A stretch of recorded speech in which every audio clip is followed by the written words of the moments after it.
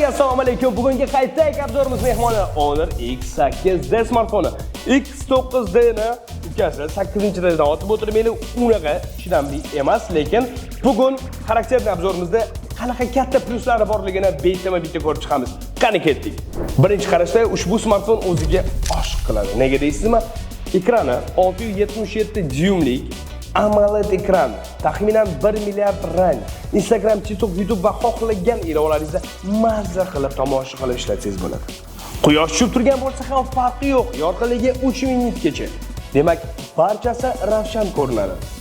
Zo'ra? Ko'pchilik bizning obzorimizni ko'rib, bizga tormoz bo'lmagan telefon beringlar deyshadi. Mana sizlarga Honor X8D smartfoni. Nega deysizmi? Ushbu smartfonda Qualcomm Snapdragon 6S Gen 2 protsessori o'rnatilgan. Demak, scroll, YouTube, Instagram, o'yinlar va boshqa ilovalarni bemalol tortmasdan ishlatib bera oladi. Xotirasiga keladigan bo'lsak, xotirasi 256 GB dan 512 GB gacha. Demak, rasm videolarni o'chirmasdan bemalol smartfonni saqlasanglar bo'ladi. Zo'ra? Akkumulyatori esa afsona, negaki 7000 mAh. Akkumulyator sizga bir kun emas, 2 kunga mazza qilib ishlatishingiz yetadi va eng muhimi ushbu smartfonimizda 45 wattlik adapter ham bor. Demak, ertalab nonushta qilguningizcha smartfon o'zini zaryadka qilib ola oladi. Ushbu smartfonni rasmga olishmi emas, rasmga olish kerak. Negaki 108 megapikselli asosiy kameramiz sizga suratlarni, chotki detallarni zo'r chiqarib beradi. Undan tashqari zoommi, portretmi, undan muammo yo'q. Oldi kameramiz 16 megapikselli filtrlarsiz ham zo'r suratga olib bera oladi. Hayotda har xil hodisalar bo'ladi va ushbu smartfonimiz IP65 suv tomchilari changdan qo'rqmaydi. Ovozi esa stereo, juda ham baland va toza chiqadi. Va uning ustiga NFC ham bor. Zo'ra? Smartfonlarimiz 3 xil rangda bor va eng muhimi ushbu smartfonlarni siz barcha do'konlarda muddatli to'lovga va boshlanish to'lovsiz xarid qilishingiz mumkin. Ideya ham vaqtingizni, ham baxtingizni o'ylaymiz.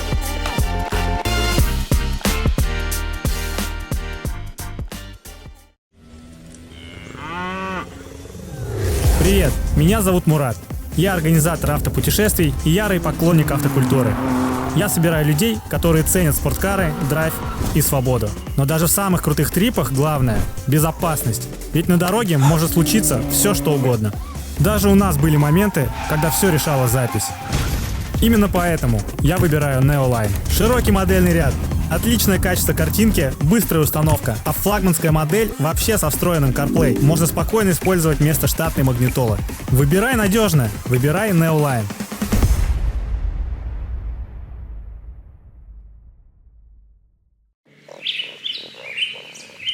Bilasizmi, nega men xursandman?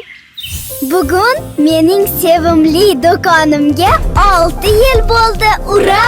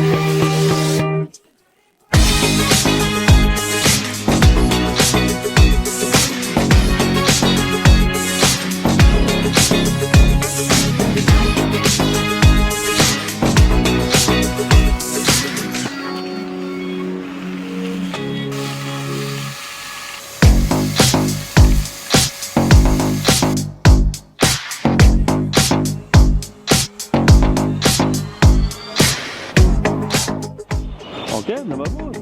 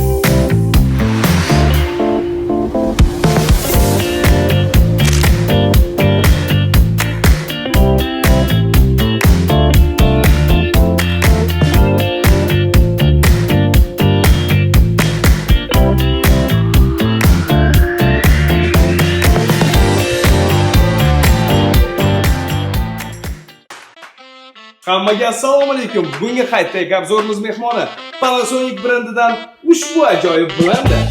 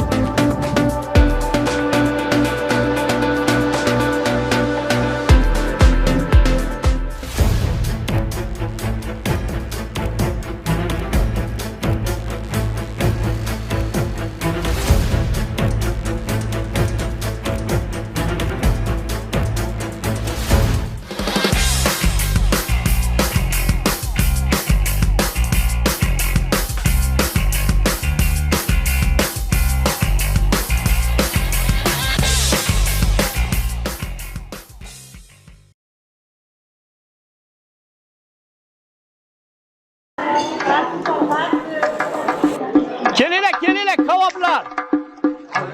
Voy! Nima ekan bu? Assalomu alaykum. Amaki hozir. Barcha do'konlarda Citroen Inter'ni xarid qiling va ushbu sotishni sovg'aga oling. Bunaqasi hali O'zbekistonda bo'lmagan. Ajabo.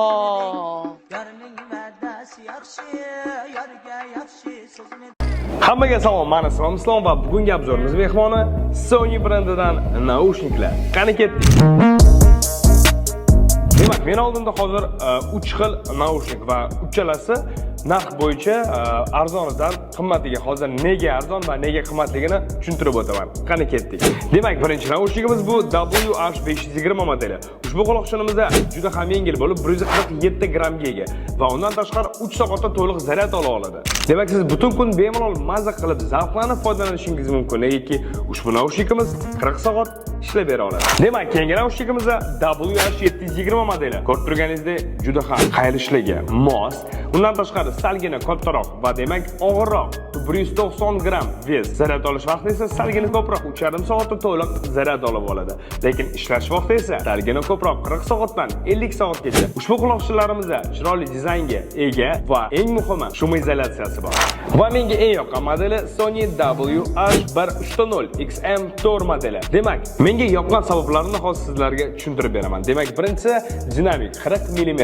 Quloqlaringizni tellatib yubormaydi. Shum izolyatsiyasi bor va undan tashqari 3 soatda to'liq zaryad oladi va sizni butun kun tiniq va sifatli ovoz bilan mamnun qiladi. Demak, qanday qilib boshqarsa bo'ladi degan savol keldi va men sizga hozir buni ko'rsatib beraman. Qani ketdik. Musiqani baland qilmoqchi bo'lsangiz, tepaga. Agar musiqani past qilmoqchi bo'lsangiz, pastga. Agar musiqani o'tkazib yubormoqchi bo'lsangiz, oldinga. Agar orqadagi musiqani qaytarmoqchi bo'lsangiz, orqaga. va ishlashi juda ham oson. Bugungi kunda Sony eng sifatli va eng yaxshi naushniklardan birini ishlab chiqaradi. Bu hali hammasi emas. Demak, katta naushniklar qo'pol, og'ir, katta joyni egallaydi desangiz, mana buni yechimi. Sony brendidan yana bir kichkinagina naushniklar. Tovush ovoz chiqarish sifati ham juda ham zo'r, boshqarish esa eng zo'ri. Knopkada oddiy sensor emas, tep ketsangiz boshqa musiqaga o'tib ketmaydi. Bosibgina boshqara olasiz. Demak, ushbu naushniklarni barcha Idea do'konlarida muddatli to'lovga va boshlang'ich to'lovsiz xarid qilishingiz mumkin. Idea xalqimiz uchun hamyonbop texnika.